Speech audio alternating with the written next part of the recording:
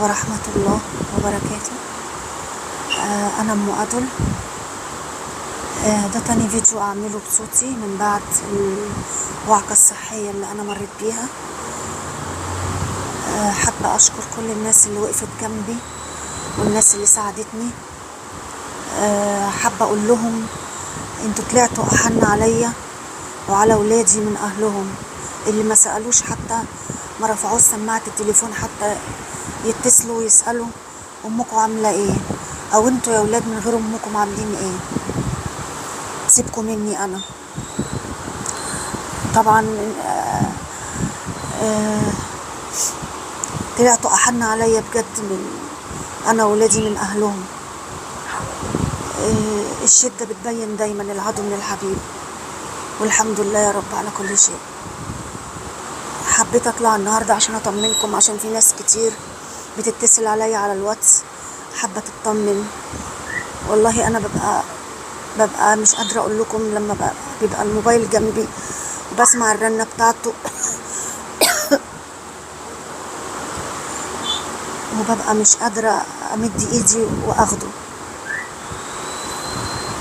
أنا كنت فاقدة الأمل تماما.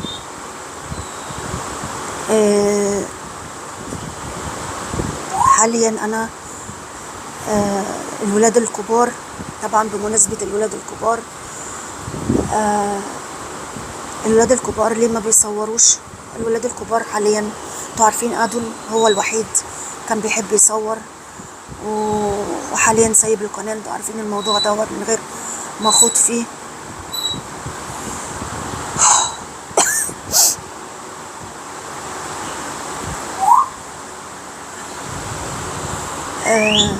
الولاد الكبار لازم يشتغلوا يا جماعة، ما ينفعش يقعدوا معانا في نفس المكان، ما ينفعش، وإلا مين هيصرف على البيت؟ مية ونور وكهرباء وأكل وشرب وعلاج. فدايما الناس بتسأل فين اخواتكم الكبيرة، مش واقفين معاكم ليه؟ الولاد الكبار قعدوا كتير. اسلام ابني انتوا عارفين ان هو كان مسافر، اول ما عرف على طول جه، بس طبعا الاجازة بيبقى محدودة والشغل مش هيستنى. اللي بيموت له ميت يا جماعة، حتى لو خد اجازة ما بيقعدش العمر كله، يوم يومين وبينزل شغله. فالولاد الكبيرة لازم يروحوا شغلهم. كل حد فينا احنا بنكمل بعض.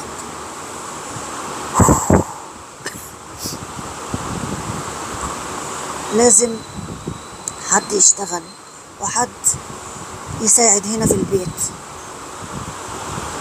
الولاد الكبار بيجوا في يوم الاجازة بتاعتهم بيقعدوا معايا هنا يومين، بيساعدوا اخواتهم. لان الانسان مهما كان تقيل، مهما كان جسمي نحيف، فانا برضو تقيلة. المرض بيتقل الجسم قوي، وانا جسمي مليان مية منفوخ. عارفين الرجل بتاعت الفيل؟ انا عندي الاحساس دوت، حاسة ان انا راشقة جوه المرتبة اللي انا نايمة عليها.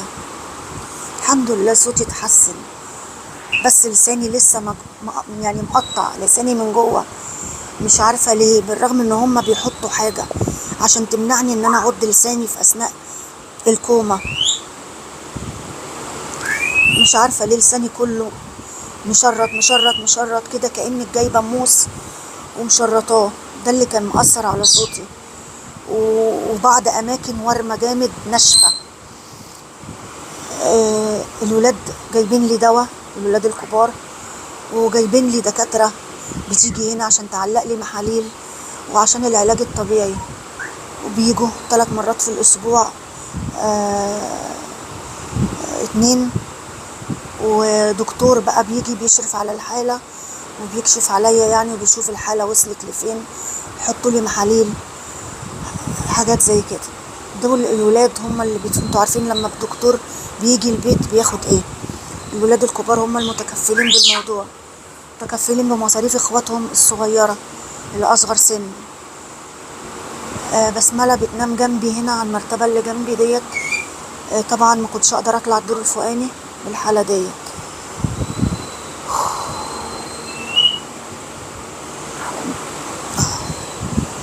بسملة بتنام جنبي لحد الساعة 6 الصبح، ومن 6 بتطلع هي تقلب. أنا أحيانا يعني أغلبية الوقت ما بقدرش أتقلب، فهي كل مثلا ساعة ساعتين تقلبني على الجنب اليمين مرة، على الجنب الشمال مرة، على ظهري مرة. جسمي كله تعبان قوي قوي. بس اللي اداني امل شوية ان انا حركت صوابع ايدي وحركت صوابع رجلي مع العلاج الطبيعي. مش طايقة اي حاجة، جسمي كله بايظ، جسمي كله. تخيلوا انا 28 يوم داخلة على، مش يعني انا مش متذكرة، داخلة على 28 يوم انا في كوما، انا في غيبوبة، نايمة على نفس الناحية، محدش بيقلبني للأسف علشان الأجهزة اللي محطوطة. فجسمي كله عمل قرح فراش، فمش طايقة والله، أنا ما طايقة اللبس اللي عليا. فبسملة بتفضل صاحية طول الليل تقلب فيا يمين شمال. الساعة 6 الصبح بتطلع هي ترتاح لها ساعتين 3 وبتنزل إتقان مبشر يقعدوا بيا. انتوا عارفين ان هم في سنة تانية كلية طيران، وللأسف طبعا سنة تانية بتبقى عملي، هي كلية أصلا عملي، كليتهم عملي، ليهم عدد أيام إن هم يغيبوا، أكتر من كده بيتمنعوا يدخلوا الامتحان. بسملة اتمنعت تدخل الامتحان بسبب إن هي قعدت بيا.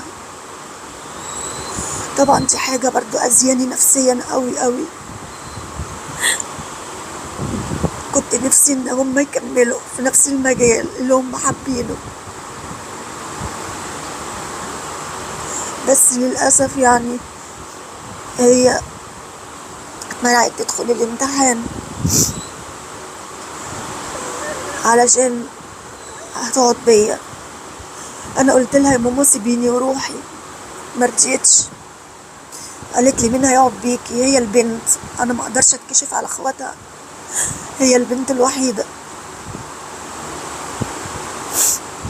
قلت لها خليكي على السنه الجايه وكملي زي ما انتي، خليكي على السنه الجايه. ما جاتش من سنه، قالت لي لا هحول لكليه تانية لان مرضك مش عارفين هيقعد لحد امتى. فقالت هتحول لكليه تانية تكون مش عملي، يعني ما فيهاش نسبة حضور، ما تكونش كلها عملي. طبعا اخواتها علشان يسندوها قالوا احنا كمان هنعمل كده، مش هنسيبها لوحدها. وده الموضوع ده تعبني قوي كمان.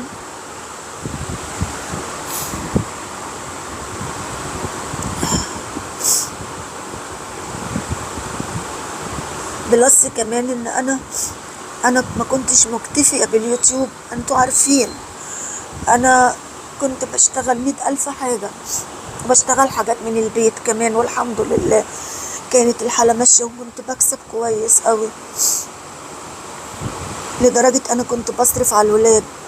الكبار بيساعدوني كل شهر بمبلغ، بيساعدوا اخواتهم في دراستهم، لان دراسة الطيران هنا في تايلاند مش رخيصة خالص، يعني غالية جدا والله العظيم. اسألوا عليها، او اي كلية زي الطب مثلا، او الكليات اللي هي قمة دي كلها هنا في تايلاند غالية، ما تفرقش بكلية حكومة من كلية خاصة من اي كلية، هي كلها غالية جدا، حتى الحكومة غالية. كنت بقى بدفع لهم المصاريف بتاعة الكلية، وكمان كنت بصرف على البيت مع المساعدة من الكبار، والحالة كانت ماشية، ما كنتش بطلب من حد حاجة، الحمد لله كله كان ماشي تمام.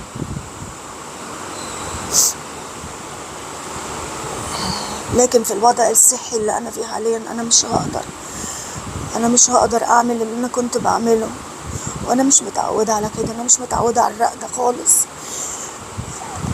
انا جوزي الله يرحمه كان يقول لي انت عاملة زي الفار، بتجري في كل مكان، ما بتقعديش.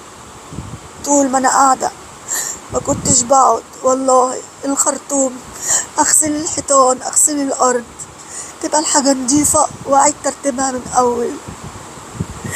يبقى البيت نضيف وعيد ترتيبه. النهاردة احط هنا، بكرة ارجع احط في حتة تانية، اشتغل اروح هنا اروح هنا. انا مش متعودة على الرق ده خالص، وده تعبني. مش متعودة ان انا اعتمد على حد، دايما طول عمري بعتمد على نفسي. حتى ايام جوزي الله يرحمه كنت بعتمد على نفسي، ما بطلبش من حد حاجة. فالحالة اللي انا فيها دلوقتي مش هقدر ان انا اصرف على كليتهم. هو احنا لو فكرنا فيها بشكل، بس انا صعبان عليا برضو ان هم بعد ما وصلوا سنة تانية يبدأوا من اول وجديد في كلية تانية مختلفة هم مش حابينها.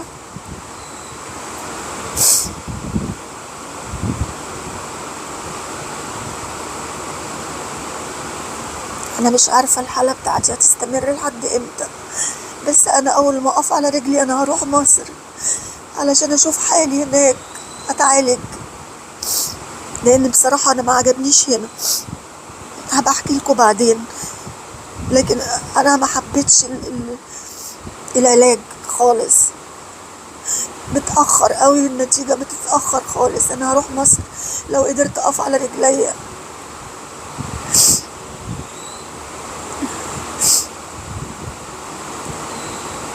لان الحالة بتاعتي انا مش عارفة. في ناس كتير بتخش المستشفى وبتقعد فترات طويلة بس بيخرجوا على رجليهم عادي.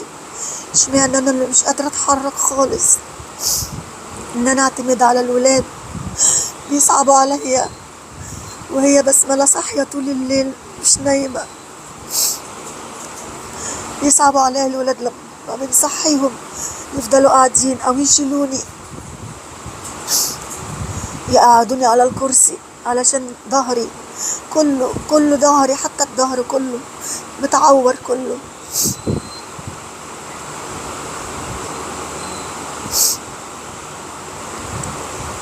يا دوبك بعد العلاج الطبيعي حركت صوابع ايدي وحركت صوابع رجليا، بس ان انا ارفع الايد او كف الايد من على تقيل قوي، تقيل، جسمي تقيل قوي. طول الوقت رافعين لي رجليا على مخدات عالية علشان المية تنزل، بس مش بتنزل. انا مش عارفة دي مية ولا دي ايه. طب ولو مية ليه متراكمة في جسمي كده؟ ليه جسمي تقيل قوي كده؟ رجليا رهيبة في حجمها، حجم رجلي رهيب، مش قادرة اقول لكم قد ايه. الرجل كلها الحجم فظيع قوي، اول مرة في حياتي. وبيوجعني رجليا منملة وايديا منملة.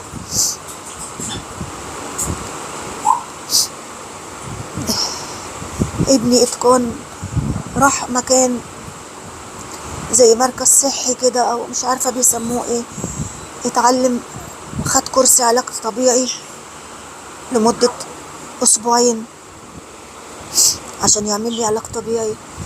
بيفضل طول الوقت عمال اللي يتعلمه ويجي ينفذه عليا طول ما هو قاعد. اقول له حبيبي ايديك وجعتك كفايه. بس بحمد ربنا ان انا بقدر احرك رقبتي يمين وشمال، اقدر ابص على اليمين واقدر ابص على الشمال. بحمد ربنا ان انا عندي صوت، اقدر ان انا اتكلم. احسن مكان يبقى من كله. حتى عينيا مش بقيت اشوف، حتى العين نظري بقى ضعيف قوي، مش شايفه خيالات، مش شايفه. ناس كتير بتدخل المستشفى بس مش بيطلعوا كده.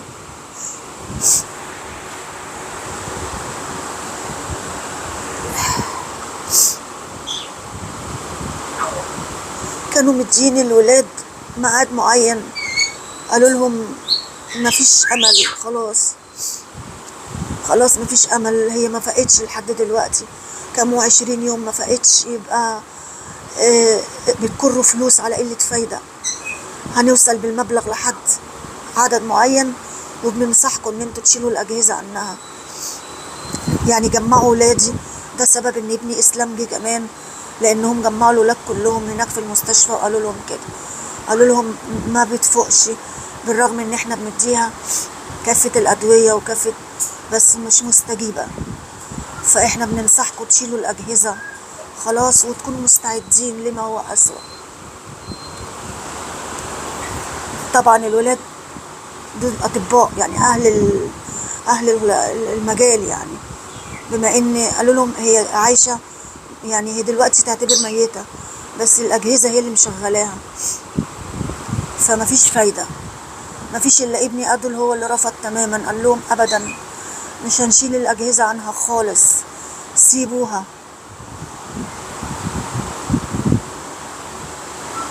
كبار مظلومين. دايما الناس تقول فين الكبار؟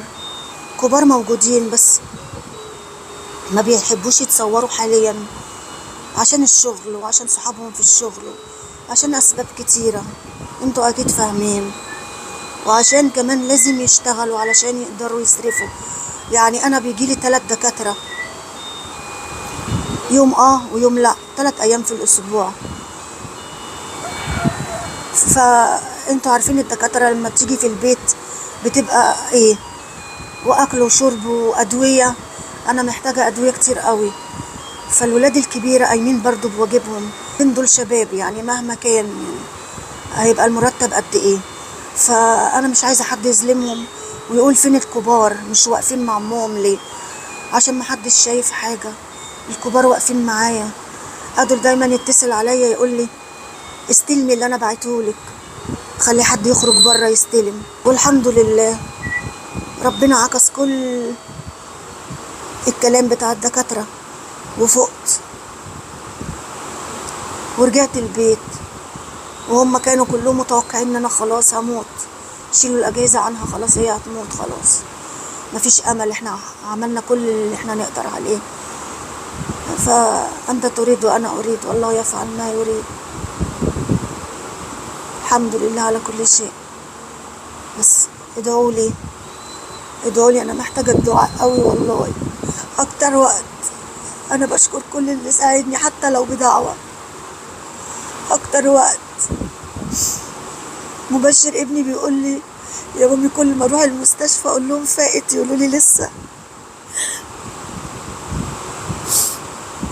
ويوم ما عملت الفيديو، طبعا انا ما كنتش عارفة بالفيديوهات ديت ولا بالمساعدات ولا بالحاجات ديت. انا زعلت اوي لما فقت والله،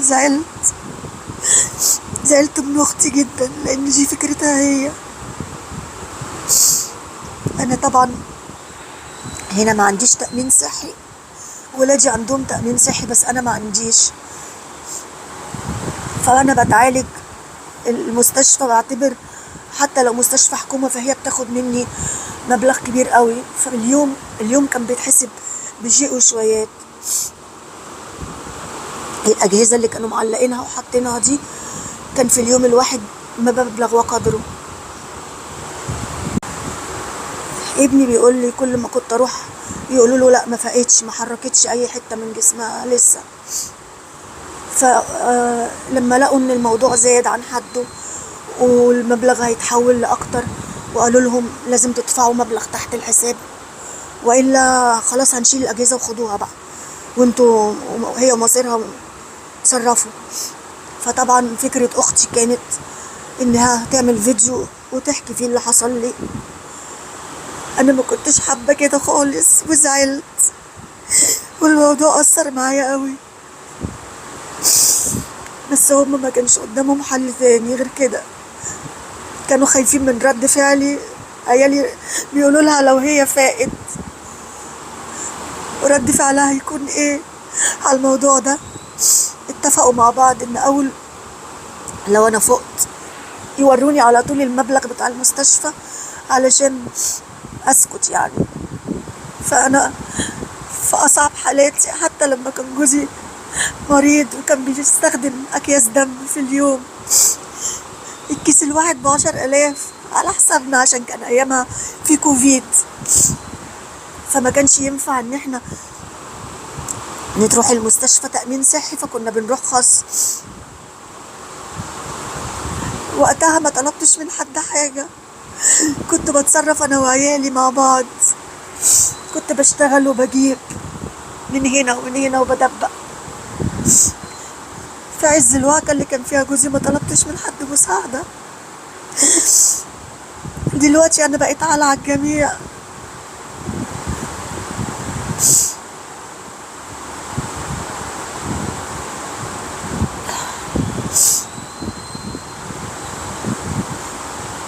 دلوقتي انا بقالي كام اسبوع اهو خارجه من المستشفى. التطور اللي حصل ان انا بحرك صوابع ايدي وبحرك صوابع رجلي، الحمد لله. على الاقل على الاقل عرفت ان هما فيهم حياه. انا كنت فاقده الامل، انا فكرت خلاص مفيش احساس، خلاص هو كده هعيش كده. الحمد لله على كل شيء. حبيت اعمل الفيديو دوت عشان اطمنكم. الحمد لله ان صوتي طلع، الحمد لله ان في صوت اصلا. بعد ان شاء الله لو انا قدرت امشي على رجلي باذن الله هروح مصر هعالج عينيا، لاني ما بشوفش خلاص، بشوف خيالات.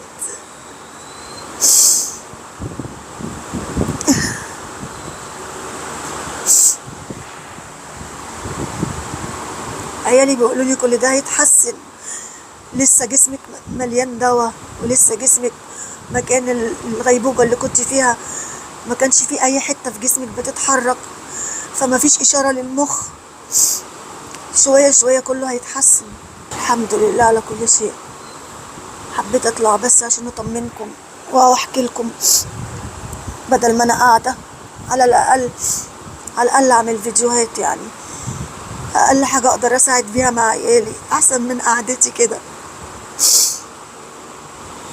مش عارفة الحالة هتوصل او هتتحسن على قد ايه، بس الحمد لله ان انا حركت صوابع ايدي. يمكن بعد كده اقدر ارفع ايديا من على المرتبة اللي انا نايمة عليها.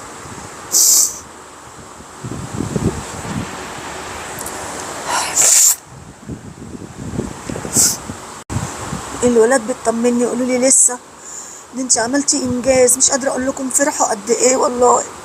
بقوا يتنططوا عشان بس حركت صوابع ايدي وصوابع رجلي. ان شاء الله مع العلاج الطبيعي يكون في تحسن، يا رب يا رب، عشان اخلص مسؤوليتي تجاه عيالي. مش عايزه ابقى عالة عليهم. يمكن هم في البدايه الانسان بيبقى حزين عليا، لكن بعد كده حبه في حبه خايفه يزهقوا وبيصعبوا عليا كمان، ما بيناموش خالص. خاصة بسملة أكتر واحدة، هي اللي بتغير لي وهي اللي بتحميني وهي اللي بتعمل كل حاجة.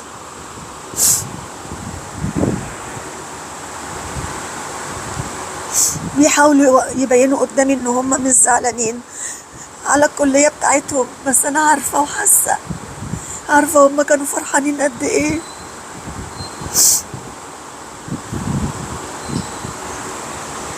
عارفة ان سبب ان هم ممكن يكملوا على السنة الجاية، يعني السنة دي خلاص مش هينفع، لكن هم علشان خاطر المصاريف يعني وكده. نفسي اخلص اللي انا فيه، نفسي اقوم على رجليا عشان اقدر اساعد عيالي في دراستهم زي ما كنت بساعدهم وما كنتش بطلب حاجة من حد. انا بشكركم كلكم، بشكركم والله، بشكر كل حد وقف معايا ووقف جنبي في موضوع المستشفى وفي حياتنا العمومي. انا بشكركم كلكم والله، انتوا طلعتوا احن عليا بجد والله. انا ما بشوفش التعليقات لان ما بعرفش اشوف وما بتحركش زي ما انتوا عارفين. ساعات مبشر يقعد جنبي كده ويحطوا لي مساند حواليا ويقول لي بصي الناس كلها بتحبك وزعلانه عشانك، ويقرا لي حاجات، يترجم ويحط على الترجمه ويقول لي بصي الناس بتقول ايه. ما جاتش من الاهل.